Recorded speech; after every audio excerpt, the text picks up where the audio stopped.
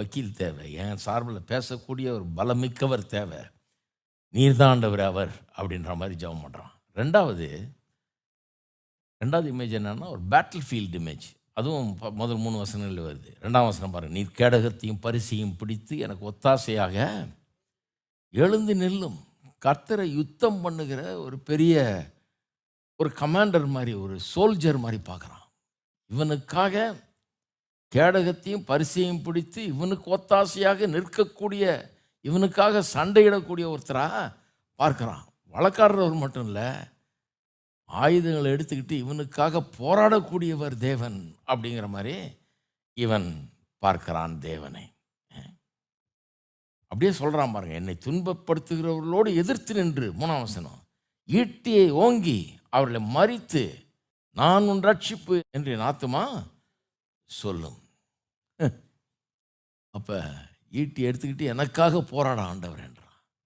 எத்தனை பேர் நமக்காக போராடுறவர் இருந்தால் அப்படி நல்லா இருந்திருக்கும்னு நினைக்கிறவங்க? எத்தனையோ காரியங்களை நான் நினச்சிருக்கேன். நமக்காக போராடுகிறவர், எனக்காக போராடுகிறவர், என் பட்சத்தில் எனக்காக பேசுகிறவர். நிறைய பேர் பாருங்கள், இந்த உலகத்தில் ஒரு பெரிய செல்வாக்கு இல்லாதவர்களாக இருக்கிறோம். நமக்கு யாரையும் தெரியாது, நம்ம யார்கிட்டையும் போக முடியாது, நமக்கு பெரிய ஒரு ரெக்கமெண்டேஷன் கிடையாது, நமக்கு இந்த உலகத்தில் அவரை தெரியும் இவரை தெரியும் கனெக்ஷன்லாம் கிடையாது அப்படின்னு நினைக்கிறோம். நான் சொல்கிறேன், ஆண்டவர் தான் உங்கள் கனெக்ஷன். அவர் உங்களுக்காக வழக்காடு. இவரை மாதிரி இவரோட பெரிய ஆள் யாரும் கிடையாது பாருங்கள்.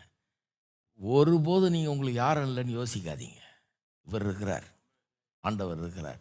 உங்களுக்காக அவர் பேசுவார். அநியாயத்தை அனுபவிக்கிறீங்களா, உங்களுக்காக அவர் பேசுவார். ஜெபம் பண்ணுங்க, கர்த்தாவே என் சார்பில் எனக்காக வழக்காளிகளோட வழக்காடும். எனக்கு எதிராக நிறைய பேர் பேசுகிறாங்க, எனக்கு எதிராக நிறைய பேர் செய்கிறாங்க, எனக்கு எதிராக நீர் வழக்காடும் ஆண்டவர், நீர் பேசும். ஜெபம் பண்ணுங்க. அந்த மாதிரி இதெல்லாம் ஜெபத்தில் கொண்டு வாங்க. அதனால தான் இதை பார்த்து ஜெபம் பண்ணுறது பெட்டர்.